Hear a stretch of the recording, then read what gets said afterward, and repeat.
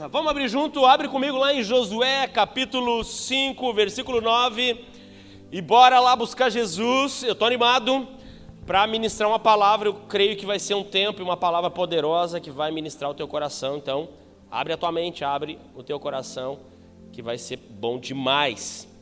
Josué, capítulo 5, versículo 9, o texto diz o seguinte: Então o Senhor disse a Josué: Hoje removi de vocês a vergonha do Egito.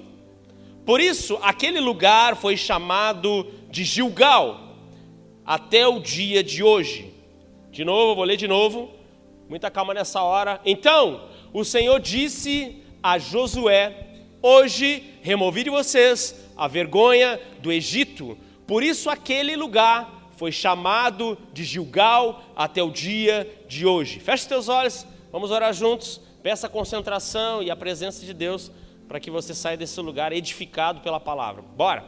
Jesus, nós oramos aqui nessa noite, nós te pedimos um pouco mais da tua presença, um pouco mais da tua revelação, um pouco mais da tua graça. Abre os nossos olhos e ouvidos para ouvirmos aquilo que o Senhor tem para ministrar no nosso coração. Ministra a nossa vida, enche a nossa mente daquilo que é a tua palavra e daquilo que o Senhor tem para nos revelar, em nome de Jesus.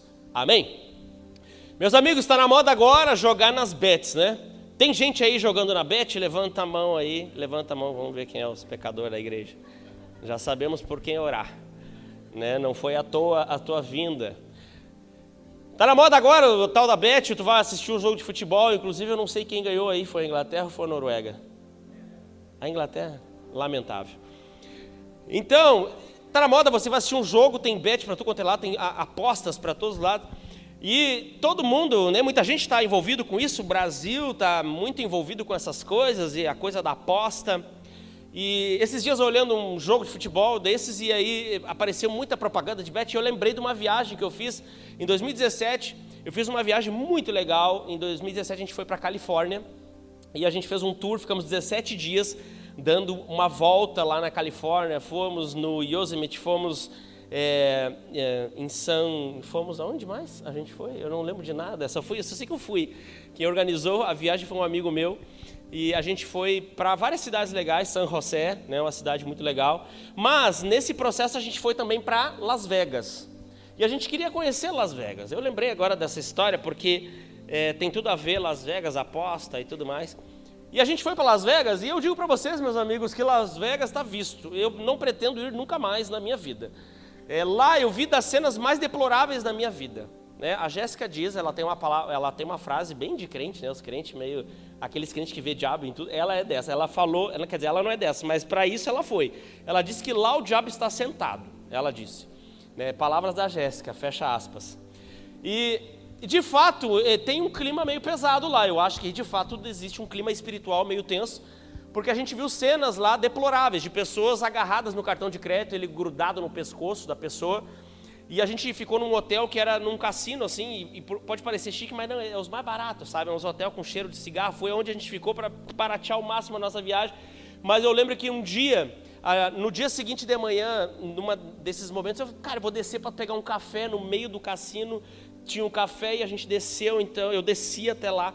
E eu lembro da cena, 7 da manhã, eu passando, e eu vi uma mesma senhorinha que eu tinha visto no dia anterior, quando eu cheguei naquele lugar. Ela estava lá grudada naquela máquina, jogando, com o cartão de crédito pendurado. E eu só dando um bizu, eu que não joguei absolutamente nada, mas só dei um bizu, aquela galera estava apostando violentamente dinheiro naquilo.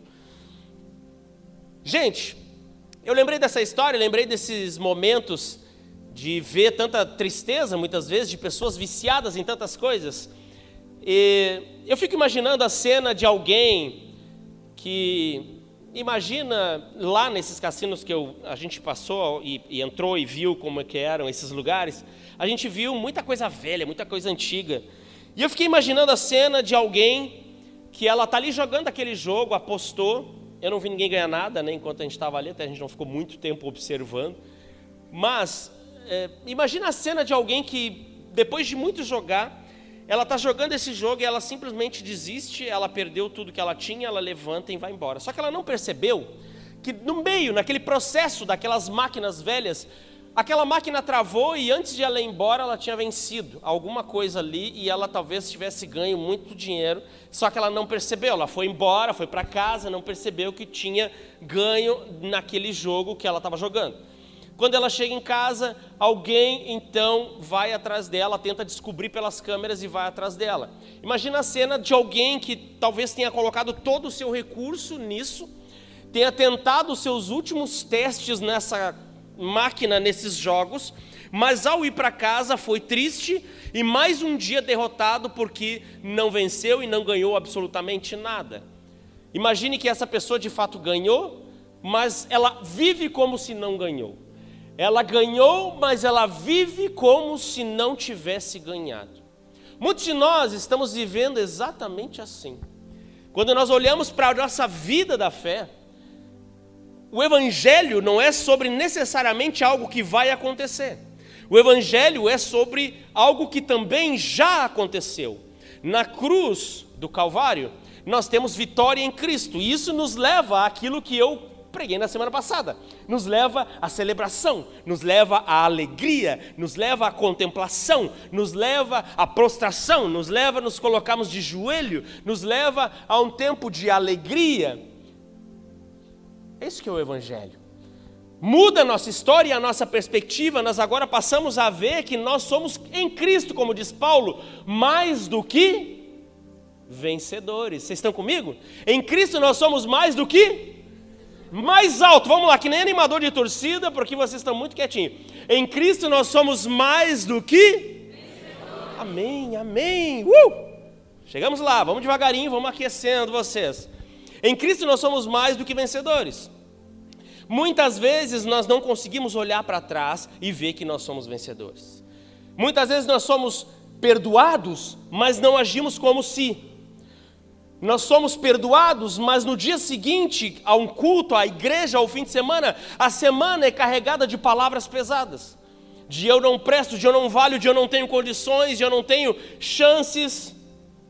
Eu quero dizer para vocês que esse texto de Josué, capítulo 5, versículo 9, ele está falando sobre um tempo de um povo de Israel que já tinha passado por muitas coisas, já tinha passado por um grande deserto, já tinha sido liberto por Deus lá do Egito, mas ainda assim, depois de ter passado por todas essas etapas, ainda assim havia necessidade, e é isso que eu quero que tu guarde na tua cabeça, havia necessidade deles, estando lá na terra prometida, havia necessidade de Deus remover deles o que diz o texto: hoje removi de vocês a vergonha, removi de vocês a vergonha. O título dessa mensagem, eu queria que tu guardasse teu coração, é: a vergonha mandou um abraço para a tua liberdade. A vergonha mandou um abraço para a tua liberdade. Muitas vezes nós somos livres, mas não agimos como se. Muitas vezes nós temos a consciência do resgate, mas não agimos como se. Vivemos com uma mentalidade de culpa. Eu tinha uma amiga muito preciosa, não é do nosso contexto, ninguém conhece, e ela tinha tido relações antes do casamento com seu namorado. E ela se resgatou, foi resgatada por Jesus, e foi, passou por todo um processo e tal, e aquela coisa toda. É muito triste, de fato é muito triste. Exige de nós a contrição, exige de nós um coração quebrantado, não é brincadeira, eu não estou aqui minimizando isso. Mas uma vez que nós nos deparamos com a cruz de Cristo e que nós colocamos diante do Senhor, nós precisamos agora dar novos passos em Jesus. Nós precisamos agora olhar para frente e ir crendo que Cristo foi suficiente. Mas o que eu vi no caso dela, uma menina muito querida, muito abençoada, não foi isso. O que eu vi no caso dela foi prisão. Foi alguém que não interessasse a teologia que fosse ministrada, não interessava o que nós falávamos, ela continuava limitada e presa no sentimento de vergonha, limitada e presa no sentimento de que aquilo ainda era uma verdade sobre ela, limitada e presa no sentimento de culpa. no sentimento de culpa, e que talvez você esteja vivendo isso aqui, hoje. Sentimento de culpa ou de vergonha, mas deixa eu dizer uma coisa, culpa e vergonha são coisas diferentes.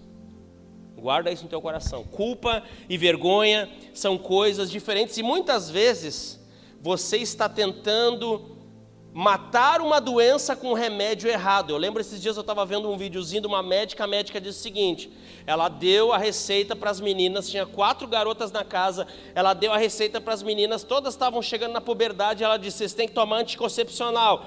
Elas esqueciam de tomar o anticoncepcional, qual que foi a brilhante ideia que elas tiveram? Elas pegaram um filtro de água, que era aqueles jarros de barro, e elas pegaram e diluíram o anticoncepcional na água, e passaram a tomar aquela água com anticoncepcional diluído, o resultado começou a aparecer. Obviamente o resultado aparece. Então, muitas vezes nós estamos tentando matar alguma coisa com o remédio errado, com a solução errada. Estamos tentando matar alguma coisa com algo que de fato nós não conseguimos resolver, com um remédio que não resolve. Então nós precisamos separar essas duas coisas. Você precisa separar essas duas coisas. Uma coisa é a culpa e a outra coisa é a vergonha.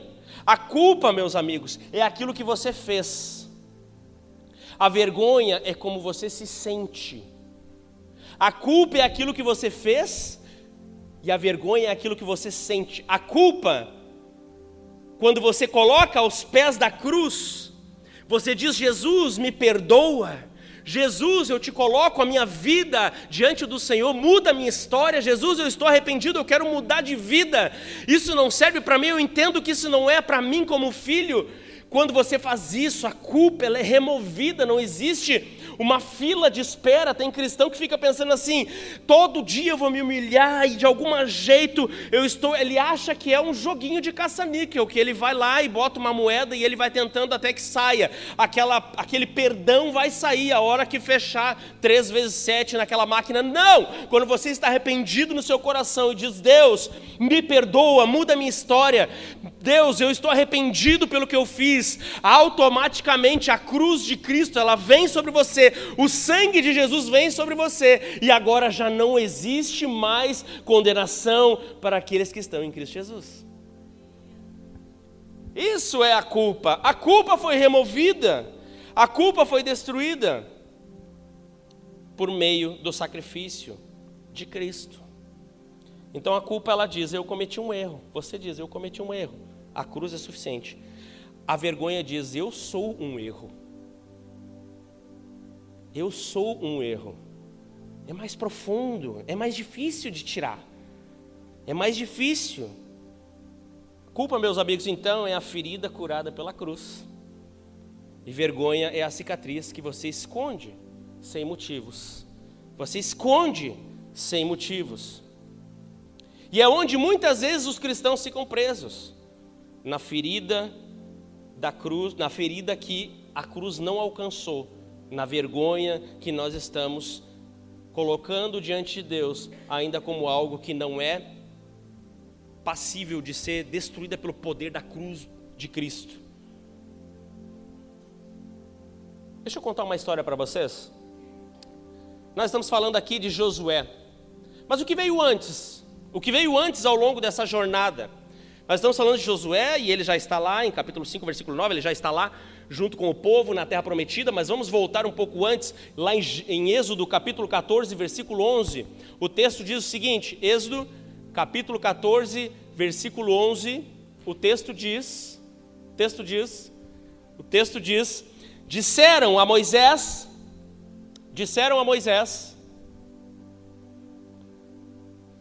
não, tá certo, é isso aí. Foi por não haver sepulcros no Egito. Foi por não haver sepulcros no Egito que você nos tirou de lá para morrermos no deserto? Essa é a pergunta do povo para Moisés. Olha o que o povo disse para Moisés ao longo da jornada do deserto. Deixe-nos servir aos egípcios, pois melhor nos fora servir aos egípcios do que morrermos no deserto. Olha o que o povo estava dizendo para Moisés ao longo de um deserto, tendo sido eles resgatados por Deus, num dos momentos mais épicos da história das Escrituras registradas, quando o povo experimentou o mar aberto, quando o povo experimentou aquilo que era a coluna de fogo, aquilo que era a coluna de nuvem, quando o povo experimentou tantas coisas incríveis, depois de ter passado por tudo isso, depois de serem libertos, depois de olharem para trás e ver o povo egípcio vindo na direção deles, o mar se fechando, uma cena cinemática, depois de tudo isso, sem chicote mais, sem nenhuma escravidão, eles olham para Moisés e dizem: ei, Moisés, foi por não haver sepulcros no Egito que você nos tirou de lá para morrermos no deserto? Deixe-nos servir aos egípcios. Eu quero voltar para esse lugar. Eu quero estar de volta nesse lugar que me aprisionou. Eu quero estar de volta nesse lugar, porque estar aqui agora é motivo de vergonha. Estar aqui agora nesse lugar é motivo de medo. Eu não tenho mais aquilo que eu tinha antes. Êxodo capítulo 16, versículo 3, que é o versículo seguinte, é o texto seguinte aqui. Quem dera tivéssemos morrido pela mão do Senhor na terra do Egito, quando estávamos sentados junto às panelas de carne e comíamos pão a fartar. Olha o que eles estão dizendo. Um mês depois deles terem sido libertos, eles têm a memória seletiva. É o que muitos de nós temos nos dias de hoje, memória seletiva. Nós olhamos para trás e lembramos só de algumas coisas que nós vivemos, nós não estamos considerando aquilo que Deus já nos deu, aquilo que Cristo resgatou e nos deu como vitória, e nós estamos olhando para trás e flertando com uma vida que já não nos pertence mais. E talvez muitos de vocês e muitos de nós estamos aqui fazendo isso, olhando para trás e flertando com uma realidade que Deus já te tirou, de um lugar que Deus já te tirou. Eles lembram do pão, mas eles esquecem dos filhos deles que foram jogados na escravidão. Eles lembram do pão, mas esquecem da escravidão. Eles têm uma nostalgia de uma coisa que não é mais a realidade deles, não é mais para eles, não é o que Deus quer para eles. E presta atenção num detalhe que muitas vezes a gente erra ao interpretar essa palavra. Eles não estavam com saudade do pecado. Eles não estão dizendo: eu estou com saudade do pecado. Não é isso que eles estão dizendo. Eles estão se apresentando como escravos. Ou seja, não é saudade de viver o pecado, mas é uma apresentação, não é alguma coisa que eu fiz, mas é como eu estou me apresentando, é aquilo que eu estou sentindo. E muitos de nós estamos nesse lugar hoje, sentindo que estamos vivendo ainda num lugar longe, distante da filiação em Cristo, distantes da presença de Deus, distantes. Muito embora estejamos vivendo e buscando a santificação, ainda assim não conseguimos nos perceber como quem é amado por Deus. E talvez você esteja vivendo exatamente esse lugar. E é isso que Deus quer justamente trabalhar e ministrar no teu coração. Portanto, meus amigos, isso é vergonha. Não é o que você fez, é como você se apresenta. E era assim que eles se apresentavam, como escravos. Como escravos, muitas vezes carregando coisas. E talvez você esteja vivendo e já tenha passado por isso, carregando coisas de uma família, de um histórico familiar. Eles viveram 430 anos na escravidão. Não menospreze o fato de o seu pai ter sido um canalha, o seu avô ter sido um canalha, o seu bisavô ter sido um canalha, a sua mãe ter batido em você violentamente, a mãe da sua mãe bateu nela violentamente, um lar disfuncional na sua casa enquanto você era criança, um lar disfuncional acima, num nível acima, quando os seus avós, bisavós, tataravós. Não menospreze o impacto disso hoje na tua vida, porque não que isso vai vir de forma mística, vem um demônio alojando, não tem demônio, eu posso te garantir, a cruz de Cristo ela é suficiente, mas existe um peso psicológico. Há estudos que dizem que há genes que são levados, genes de tristeza, coisas que você carrega, que são ciência pura, e que você está carregando, porque a sua mãe foi triste a vida toda, o seu pai foi triste a vida toda, porque os seus tataravós foram canalhas e foram pessoas malandras, e você vai carregando esses genes, essas predisposições, que vão muitas vezes fazer com que você acredite até que é o diabo, mas muitas vezes é só uma família que foi amaldiçoada pelos genes ruins e que agora a cruz de Cristo é suficiente. A cruz de Cristo, ela é suficiente para aquilo que é espiritual e para aquilo que é físico. Eu não posso dar muitos exemplos pessoais aqui, até porque tem um podcast, mas eu venho de uma linhagem, meus amigos, eu já falei em DNAs quando não tem gravação nenhuma, eu já falei coisa mais pesada. A gente foi para drogas mais pesadas, mas aqui eu não posso. Então, eu venho de linhagens bem difíceis, eu posso dizer assim. Mas eu creio que a cruz de Cristo foi suficiente. A cruz de Cristo, ela chegou para destruir absolutamente tudo isso. Mas, muitas vezes, é isso, a culpa está ali, mas a gente está apegado. Muitas vezes é até confortável esse lugar. Você pode ser um convertido, você pode ser um líder, você pode ter anos de igreja, você pode se olhar no espelho ainda e imaginar que nesse espelho, essa pessoa que você está olhando ainda é alguém que está passando pela vergonha daquilo que viveu no Egito.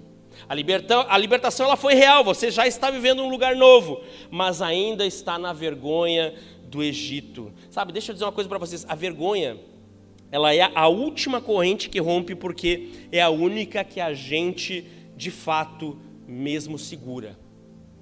Você mesmo muitas vezes está segurando esse lugar. Deus já te libertou, mas você está preso ainda nesse lugar da vergonha.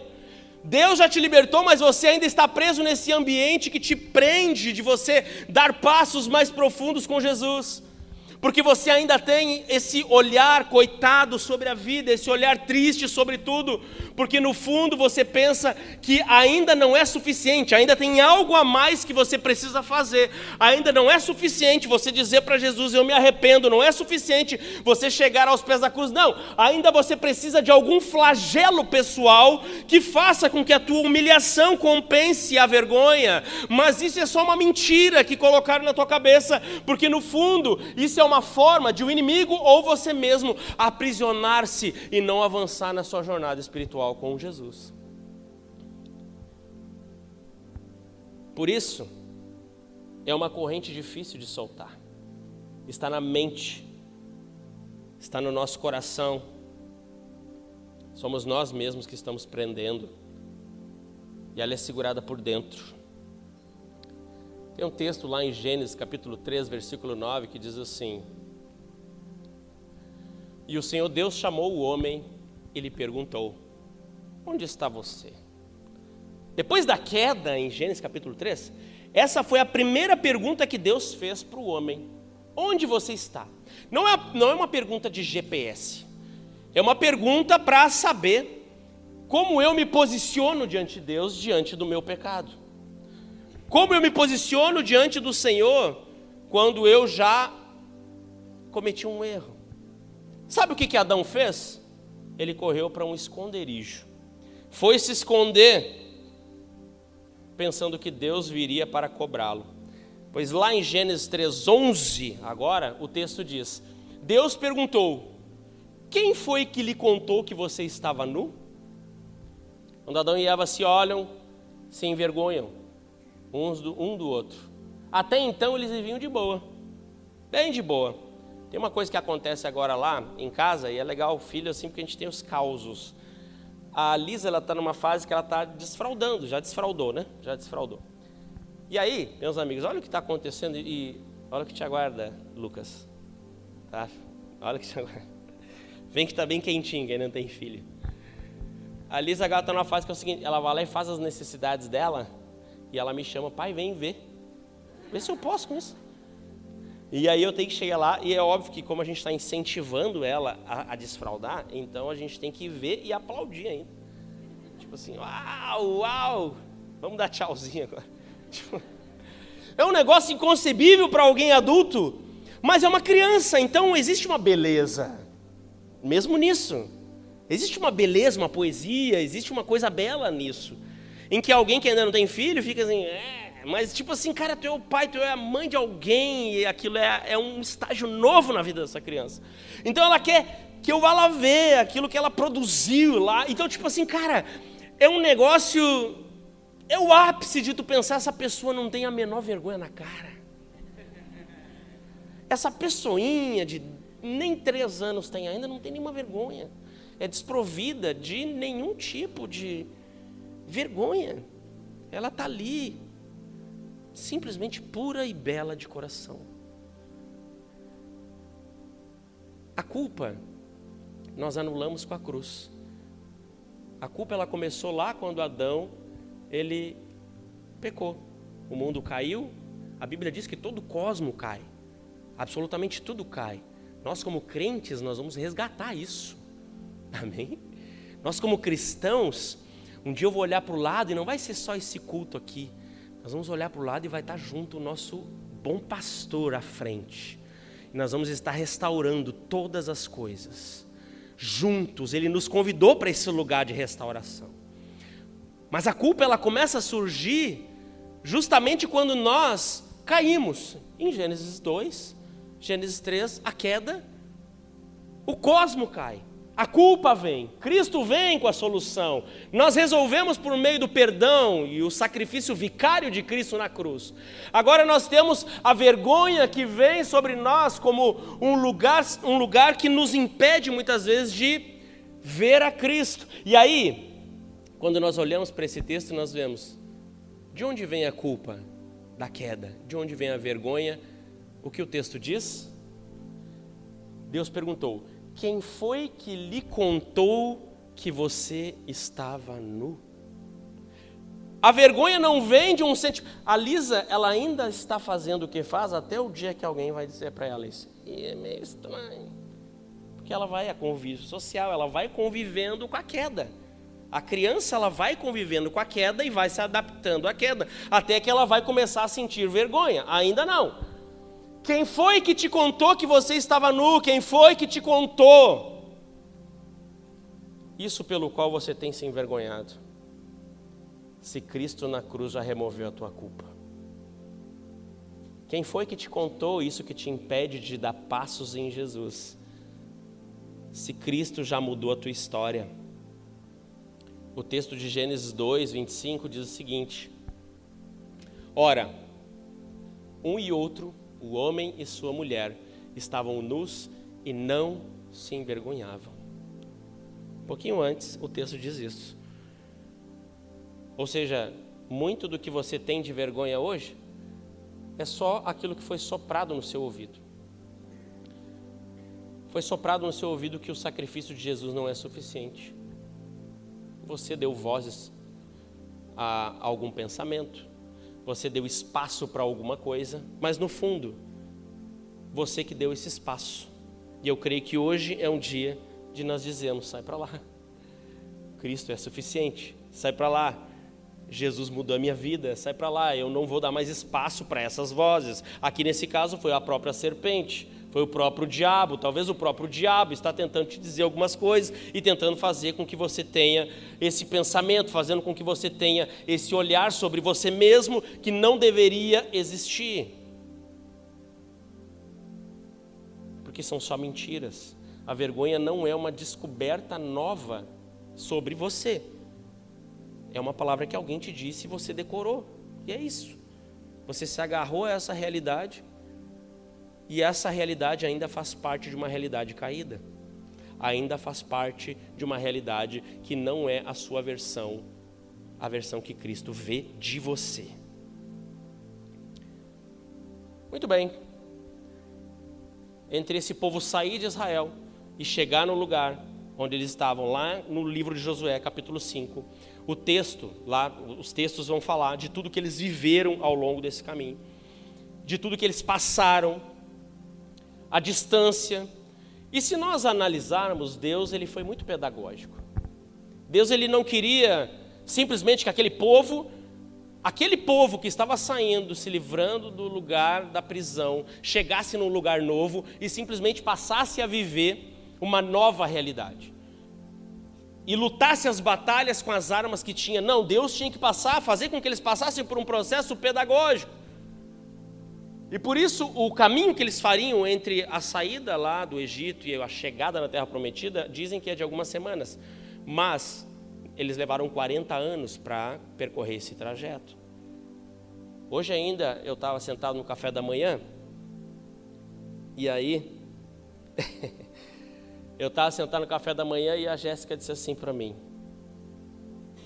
Ela falou o seguinte, ela disse assim: Marco, eu fui no mercado, não era o café, era o almoço, acho. Eu fui no mercado e eu não encontrei o que eu procurava. Eu pensei, que bênção, não comprou nada então, né?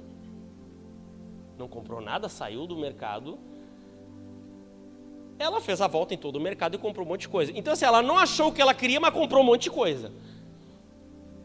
Fez um monte de volta e aquele percurso, ele foi um percurso, e mais ou menos o povo de Israel fez o mesmo, só que ali tinha um propósito, né? Ali tinha um propósito, e eles fizeram tantas voltas, mas no fundo essas voltas que eles estavam fazendo era a pedagogia de Deus, mostrando ao longo do percurso diversas coisas. Por exemplo, o maná de Deus que vinha todos os dias, para que eles crescem na provisão de Deus. Ao mesmo tempo, o maná era uma forma de Deus dizer: você é cuidado diariamente. Ao longo dessa jornada eles viram a coluna de nuvem, a coluna de fogo como uma proteção e também como uma forma de Deus abençoá-los, mas também era uma forma de Deus dizer: vocês não são invisíveis, vocês ainda estão no meu plano, vocês foram libertos, ainda existe um processo e vocês estão sendo vistos por Deus. Eles receberam ao longo dessa jornada a Torá, os textos da aliança, e foi uma forma de Deus dizer: vocês pertencem a algo, vocês pertencem a uma família, vocês pertencem a uma aliança. Então talvez você esteja vivendo na culpa, ainda talvez tenha sido liberto desse lugar, mas está ainda vivendo na vergonha, ainda não se livrou desse lugar, mas ainda assim Deus está dizendo: você pertence, Deus está dizendo, você é cuidado, Deus está dizendo, você é visto. Era isso que Deus estava fazendo com esse povo. E talvez, mesmo com os milagres todos que eles viram, ao longo desse mês todo que eles viram os maiores milagres da vida deles, mesmo com isso, eles ainda precisavam passar por esse processo de serem completamente mudados na sua mentalidade, depois de terem sido libertos. E como que eles fazem isso? Confiando em Deus persistentemente. Como que você faz isso ao longo da sua jornada? Confiando em Deus persistentemente é que você vai internalizar que já é livre e não há mais vergonha. Confiando que Deus está com você, confiando que Deus muda a tua história, confiando que Deus, Ele removeu a culpa e agora te tira da vergonha. Salmo capítulo 32, versículo 3 diz o seguinte, o salmista, Davi, ele fala o seguinte: enquanto calei os meus pecados. Aqui Davi, só para trazer o contexto para vocês, Davi, meus amigos, ele tinha cometido grandes pecados, mas talvez o maior pecado dele tenha sido a investida que ele fez com uma mulher chamada Batseba, em que ele realmente tem um relacionamento com ela extraconjugal, vamos dizer assim, né, para ficar bonito para o nosso amigo Davi. Enquanto calei os meus pecados, envelhecer. Essa é a declaração de Davi no Salmo 32, como ele está se sentindo. Enquanto eu calei os meus pecados, envelheceram os meus ossos pelos meus constantes gemidos todo dia. Porque a tua mão pesava dia e noite sobre mim, e o meu vigor secou como o calor do verão. Davi, depois desse fato, ele se calou. Ele não mais tinha condições, porque a vergonha não era nem uma questão de ele ser livre. Ele estava sendo impedido de ser livre pela vergonha. Enquanto ele caminhava nesse processo, enquanto ele estava aqui, o texto diz que ele foi moído. O texto diz, meus ossos foram envelhecendo. O texto fala em gemido, fala em vigor secando. Enquanto isso, a vida seguia. O rei estava lá, com toda a sua pompa. Enquanto isso, o reinado prosseguia. Enquanto muitas vezes nós estamos com o nosso reinado prosseguindo, por trás desse reinado existe uma culpa, por trás desse reinado existe um pecado não confessado com o medo da vergonha. Olha o que Davi faz lá em Salmo 32, versículo 5. Olha o que ele faz. Confessei-te o meu pecado e a minha iniquidade não mais ocultei. Disse: confessarei ao Senhor as minhas transgressões. Para aqui. Confessarei ao Senhor as minhas transgressões. Na minha cabeça, Davi, ele está ainda orando. Ele está ainda confessando a Deus. Quando talvez ele tenha sido interrompido pelo fato e pela convicção de que ele foi e tu perdoaste a maldade do meu pecado. Aqui nós temos um Davi que sofreu como muitos de nós estamos sofrendo, ao longo de uma jornada de culpa, de medo e de vergonha, que não confessamos, que não chegamos diante de Deus, mas aqui Davi está nos dando uma lição incrível: confessei o meu pecado e não mais ocultei do Senhor, e assim o Senhor me perdoou imediatamente. Olha o que Davi faz lá no versículo 7, 32, 7. Tu és o meu esconderijo, guarda-me da angústia e me cercas de alegres cantos de livramento. O que Davi está dizendo aqui, meus amigos? Que muitas vezes aquele que tem culpa, ou aquele que já se livrou da culpa, mas ainda está na vergonha, está se escondendo. E o que Davi está nos ensinando por meio do seu sofrimento é que muitas vezes o esconderijo não é simplesmente algo ruim. O esconderijo é só um lugar, endereço errado que nós escolhemos estar. Davi, aqui no versículo 7, ele diz: ei, eu sei que tem consequências, ei, eu sei que confessar ao Senhor existe uma série de passos que vão acontecer e que talvez exista uma vergonha que possa vir sobre o meu reinado, mas ao invés de eu escolher me esconder, eu escolhi me esconder num outro lugar, e o meu esconderijo é em Deus. O meu esconderijo é em Deus. Davi, ele não parou de se esconder, ele só trocou o esconderijo. Agora, o pecado e a vergonha te escondem de Deus? Não, a graça te esconde em Deus. A graça te esconde em Deus. Você agora olha para a graça de Jesus e recebe a graça de Deus sobre a tua vida, em nome de Jesus. Josué capítulo 5, versículo 9, nós retornamos ao texto. O povo de Israel, ao longo de toda a sua jornada, passou por tudo isso, por vergonha, já estavam livres, mas ainda assim, esse povo precisava de uma nova identidade. Eles precisavam passar por um processo de se reidentificar como uma nação.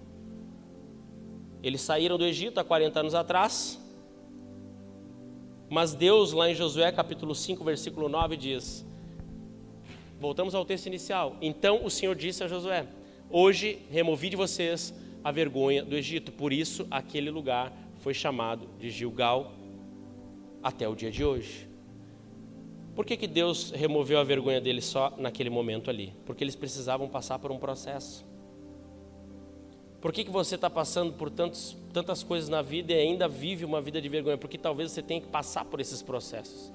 O processo de você entender que Deus é suficiente, entender que Ele é a tua provisão, entender que Ele está te olhando, entender que Ele está te cuidando, entender que Ele está provendo, entender que Ele continua te amando, entender que Ele continua te observando, entender que Deus continua te olhando nos detalhes, entender que Deus está lá quando você acorda, mas a Bíblia diz que Ele está lá quando você ainda está dormindo, entender que Deus não perde, Deus não está lutando para perder nos 45 do segundo, Deus não vai para os pênaltis com o diabo, Deus não tem eliminatórias com o inferno, Deus já venceu, a Bíblia nos garante, e você tem ao seu lado esse Deus, que a Bíblia nos diz que 1000 caem ao meu lado, 10.000 à minha direita, Ele ainda, eu não serei atingido porque eu estou com Deus, é esse Deus que está conosco, é esse Deus que está conosco, e era isso que eles precisavam, de uma nova identidade, eles precisavam passar por esse processo. Naqueles dias, o texto diz que eles foram para esse lugar foi chamado de Gilgal. A palavra Gilgal significa rolar para longe. Rolar para longe. É estranho. Quando eles passam, o texto diz até hoje, quando eles passam naquela cidade, você olha para aquela cidade e diz aqui, é a cidade do rolamento. É a cidade em que foi rolado para longe. O que Deus fez? Ele rolou para longe a vergonha do povo depois de um processo. Ele rolou para longe a vergonha de um povo depois de um processo. Talvez seja exatamente isso que você esteja passando nesses dias. Mas Deus está nos garantindo que o mesmo Deus que é suficiente para remover a culpa é o Deus que é suficiente para rolar para longe a vergonha. Amém? Rolar para longe a vergonha. Eu gostaria que você ficasse de pé e prestasse atenção nisso daqui. Gilgal era uma cidade que ficava depois do Egito, obviamente, depois da libertação, mas era uma cidade que ficava antes de Jericó. Vem com Josué, para não perder a emoção de sempre cantar a musiquinha. Como é que é a música? Vem com Josué? Lutar em Jericó. Lutar em Jericó. Eu sou 0, né? Vocês já perceberam ao longo desses anos. Vem com Josué, lutar em Jericó. Exatamente isso que eles queriam. Só que, meus amigos, para você dar um passo além e lutar em Jericó, existia um passo antes. Existia um passo que era o passo de a vergonha ser removida. Porque alguém que vive na vergonha não consegue viver aquilo que Deus está chamando ele para viver nas batalhas. Porque você vai caminhar nas batalhas debaixo da vergonha. Você vai jogar energia para resolver um problema que Deus já resolveu. Por isso são correntes que nós nos acorrentamos. A culpa já foi embora, mas eu continuo segurando na vergonha. Continuo segurando. Ou seja, você precisa ser tratado na sua identidade antes das próximas batalhas. Antes das próximas lutas e desafios. Tem gente que pensa assim, ao longo da minha jornada, Deus vai criando a minha identidade. Não, o que Deus fez com esse povo foi diferente. Ele primeiro deu a identidade, depois ele entregou aquele lugar, e esse lugar veio diante das batalhas. Por isso Deus não te dá identidade nova como um prêmio, depois de você vencer, não. Ele te dá identidade nova como base para você vencer. É a base para uma nova vida com Jesus. Alguém que já não tem mais vergonha porque foi resgatado por Cristo. Alguém que anda de peito aberto e diz, ei meu amigo, eu sei que o meu passado, e eu não nego, eu sei o que eu já vivi, mas eu olho para frente como quem vai correndo em direção à minha vocação, como diz Paulo. Agora deixa eu te trazer uma última coisa e uma cristocidência das Escrituras. A palavra Gilgal é rolar para longe. Existiu uma palavrinha no Novo Testamento, agora no grego, que também era rolar para longe. Alguns teólogos dizem que foi de propósito que essa palavra foi colocada lá por Lucas. E você vai ler junto comigo, está lá em Lucas capítulo 24, versículo 1. No primeiro dia da semana, de madrugada, foram elas ao sepulcro. Existia um sepulcro e um tal cabeludinho tinha morrido num tempo, um cara chamado Jesus de Nazaré. Foram elas ao sepulcro levando os aromas que haviam preparado e encontraram a pedra removida. Essa palavra no grego é exatamente rolar para fora. Exatamente a mesma coisa. A palavra Gilgal, traduzido para o grego, é a mesma palavra que foi usada aqui por Lucas. Imagino eu que Lucas, quando escreveu, ele pensava em toda a historicidade das Escrituras, pensava, é a mesma coisa.